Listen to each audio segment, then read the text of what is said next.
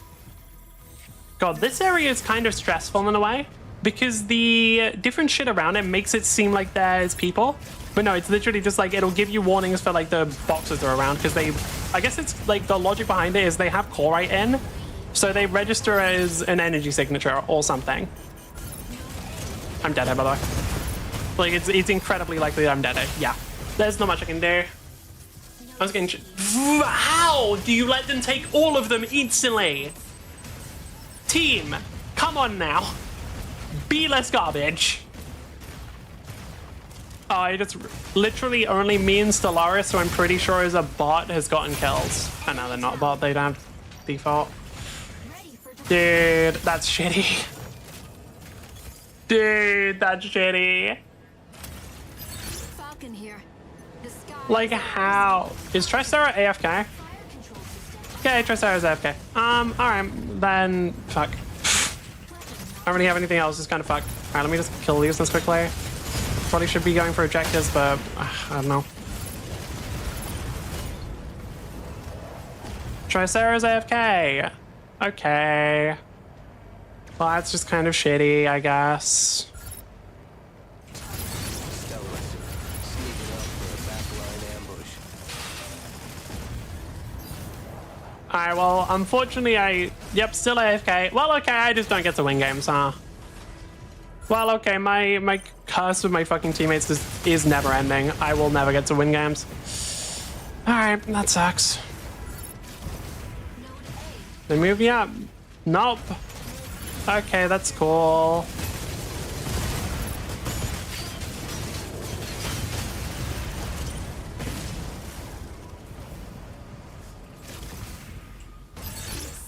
Might be able to get this? Ah, fuck me. Because it takes a second to... Panther, diving into ambush.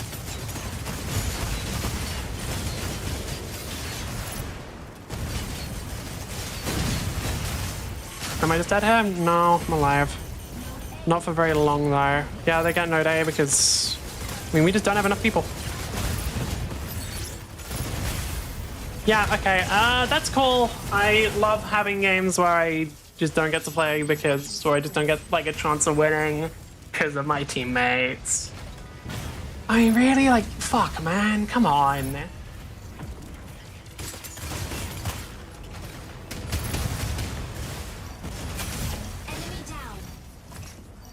I thought it was Inferno to kill me. No, they weren't able to do it on their own.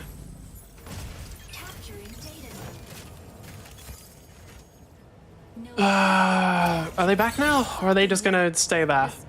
No, they're just staying there. No, they'll just continue trolling. Cool.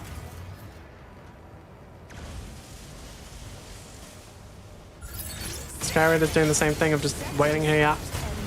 Makes sense. They'll win the game now. Oh, it would have been so cool if we had had a team.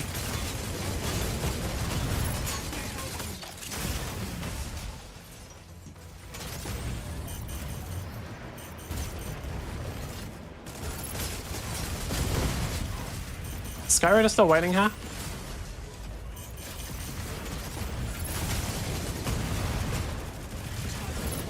Ah, Pinnacle is. Okay, well, I can't do anything then. I was hoping you'd last longer. What all my heroes? I was fucking switched off. You have no hero on that team. You've got no fucking hero on that team. Is the Tricera talking? Ah, okay, just report them, I guess.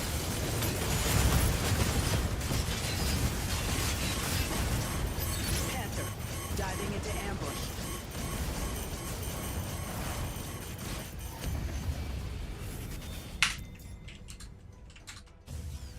Defeat. Yeah, that's just unfortunate. Yeah. Like, that's just kind of a shitty feeling. Whatever, it is what it is. Right. Aquila got it? Were they doing anything all game? I actually didn't notice them. Like, I actually did not notice them at all. Disruptive gameplay. Yeah, disruptive gameplay. Oh, unfortunate. Can't really do much about that one. Oh, I'm curious. How many people are on leaderboard now? It's probably up to, like, if I had to guess, it'd be around 50. Yeah, around 50. Damn. It's gonna... So I need to rank up... Yeah, I need to get, what? 257. We get, like, what? About 40 per win, assuming we get some kind of merit. So... Okay, doable. Even more if I get MVP, even more if I get win streak. So I think about 7 games is reasonable. All right. And replayability. The card system in Paladins is actually one of the most unique aspects of the game, allowing you to choose from a group of them pre-match, called a loadout, and then during the match, which is kind of like leveling up and picking talents, as well as purchase from a selection of generic ones, sort of like items in a MOBA. The process, or flow of a match, was built around the objective focus of the game mode Siege, and how players in it must rush to capture a point, then defend it as the map progresses. You then had to push your payload essentially, kind of like push in Overwatch, more so than just the payload map, where both teams could push to the other side, progressing the game. Time to kill in Paladins is another one of the unique aspects of the game, not just due to how the card system functioned, but also due to simply how much slower it was to kill a player, versus in something like Overwatch or Battleborn even. This allowed less shooter-centric players to have more of a chance. And Oh yeah, no. Paladins was really, really friendly to players who weren't very good at aiming. Because a lot of the projectile characters were very, very forgiving, like the projectiles were giant. And there were quite a few different characters that just didn't require aim. They had like Moira-style auto-aim. Now, there were still characters that rewarded aiming. There were like some snipers. There was Octavia, who used like a marksman rifle. I liked her a lot. She was very fun. But overall, yeah, like you could get away with having bad aim quite easily. Even MMO players finding a bit of a home with Paladins. Meanwhile, a failed hero shooter and Lawbreakers tried the opposite, including not being free to play. I know that seems like a stray, but I felt like it was relevant. Regarding Paladins being free to play, Hi-Rez would state that they had learned their lesson from Smite, which recently was making some moves and money largely through their skin sales, aka microtransactions, since the game was actually free. And thus Paladins was shifting to a similar model, also cleverly positioning it as a free alternative to Overwatch. Yeah. Overwatch would launch in May of 2016 and would change the very face of gaming, especially the shooter world. While this sounds like an exaggeration, not only would Overwatch reach 7 million players in the first week, Blizzard would also report over $1 billion in revenue the first year. Overwatch was a near full-priced multiplayer game with no single player, and thus the player number that you hear is paid players.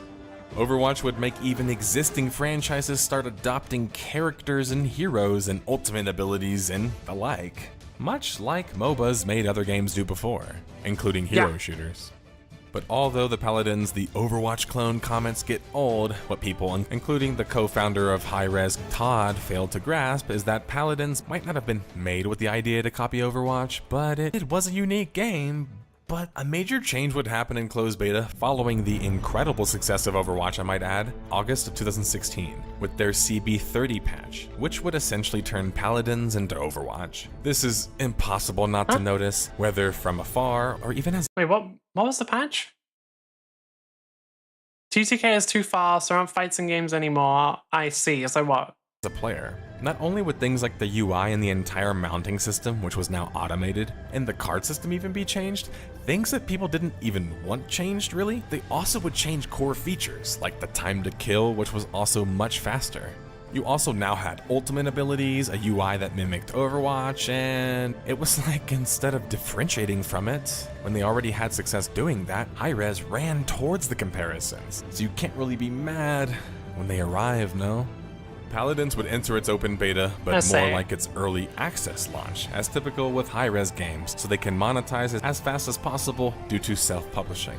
The new changes were now present, and regardless of these changes, Paladins would explode into top Steam charts, reaching 100,000 new accounts created in just one day as well. While Paladins would lack the polish that Blizzard games were kind of famous for, it was still quite polished as a title, with no— I don't know, that was my biggest problem with Paladins, because I remember playing it like a lot. There just was a big lack of polish.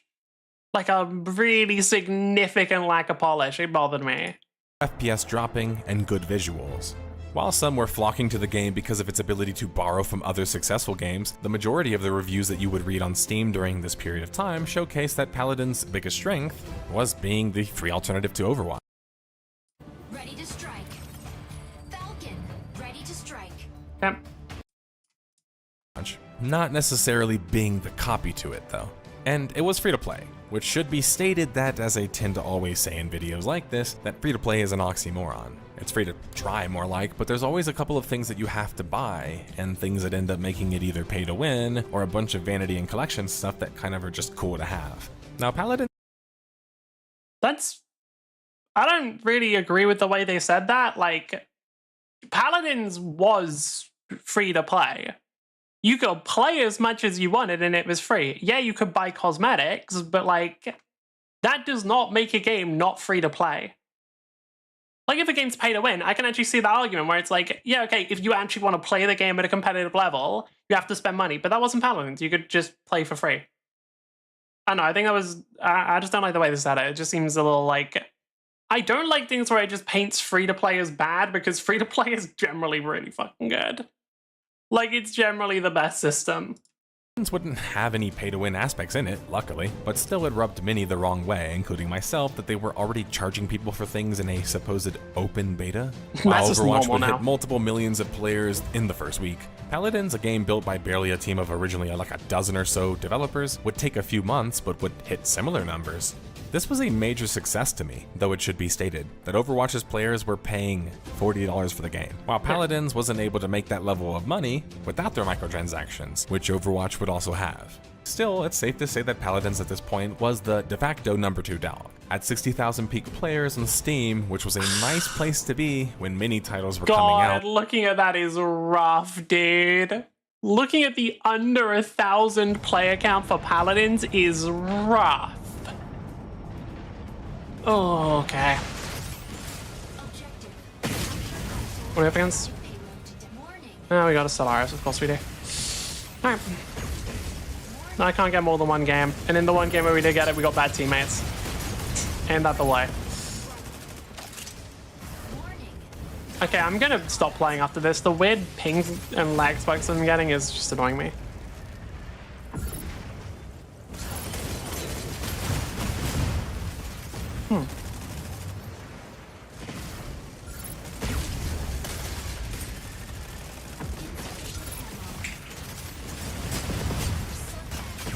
Okay, goodbye.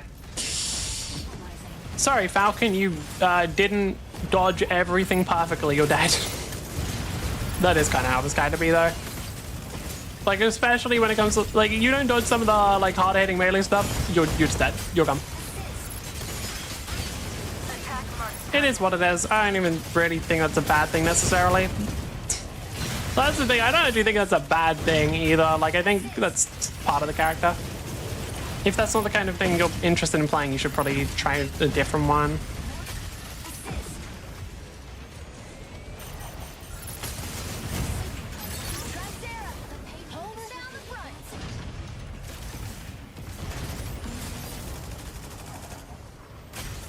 God, it's so fucking dude, like, I was so correct when I did the fucking, like, no, I actually didn't call Welkin a bully. I should have just straight up called... No, I did. I did call Welkin a bully in my original, like, in the video I made, like, a week ago now.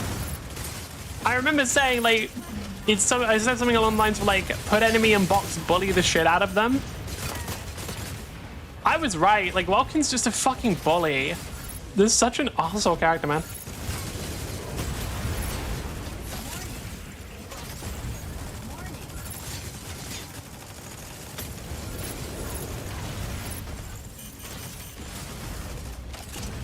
I will say, the Stellaris is not playing them very well because they're not just going for me. That's not even a joke. Like, I'm not even memeing here. That is, as much as I get annoyed about it, like, that is what Stellaris should be doing. Like, that's what's, like, Stellaris are really, really good at killing squishy targets, so the fact that they're not going for the squishiest flying target, kind of weird.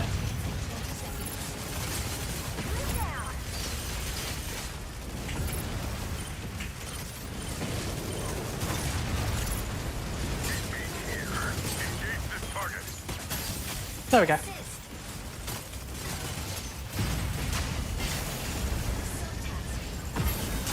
Really? Really? I was like dodging though. Fucking what? That's insane.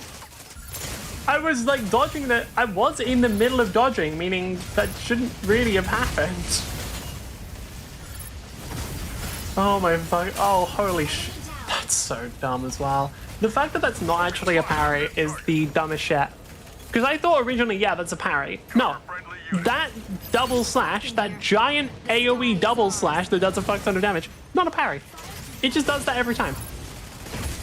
Because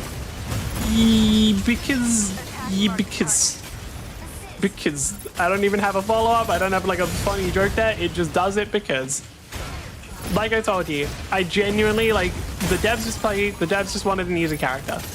I fully believe that's like it's a Yone thing from League, where it's like the devs really wanted to be able to play Yasuo, but they weren't good enough, so they just made an easier one.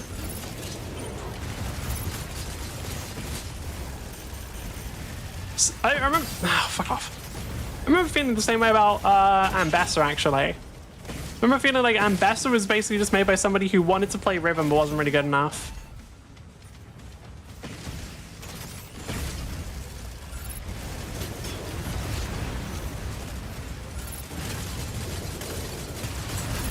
Serenith I can fight.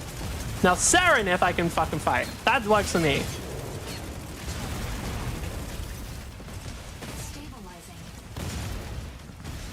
Where are they?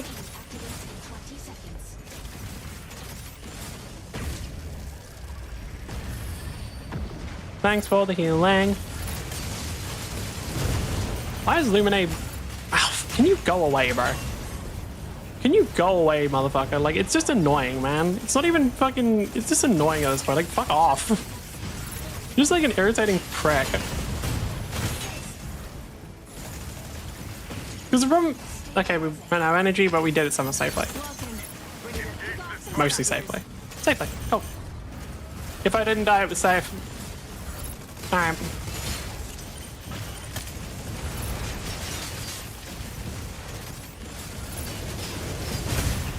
Okay, just... Anytime I can just, like, wipe out a healer like that, set me up. Now I'm in a very dangerous spot, because I'm in Stellaris' one-shot range. And I know for a fact that motherfucker's looking at me.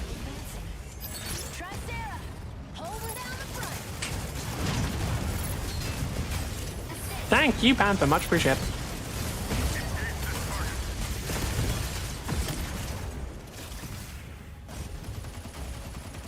Welkin is such a cunt, man. I like Jack genuinely. Welkin is such a cunt.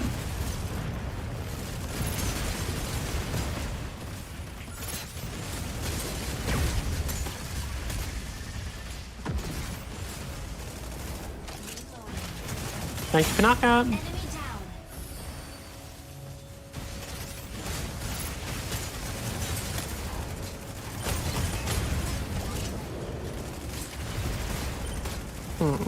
As far as I can tell, you will get more if you lose. They give you like bot matches as like pity matches, which I'm wondering if that like is it genuinely a thing of like if you do better, you won't have to go up against bot. That's kind of funny in a way. It's awful game design, to be clear. Or more accurately, it's not awful. It's awful competitive design, but it's kind of funny.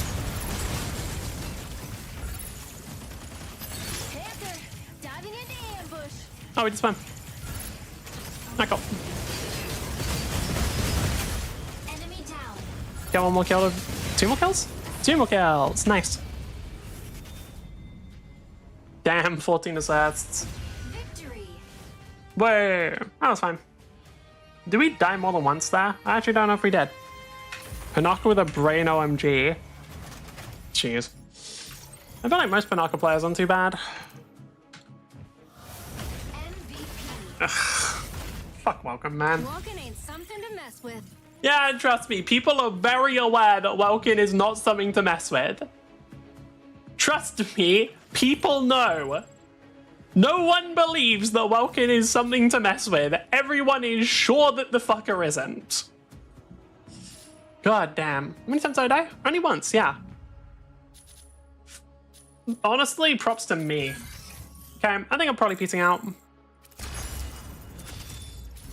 I will play, yeah, we're playing more Mecha Break tomorrow. I'll probably try and get the park quests all done, and then do I'll do a big opening of everything that I got, and then we'll play Mecha Break after that. That seems good. Either way, for now, thank you for putting up with me. If you did enjoy the stream, please consider following. If you didn't, follow anyway, and I will see you next time. Bye.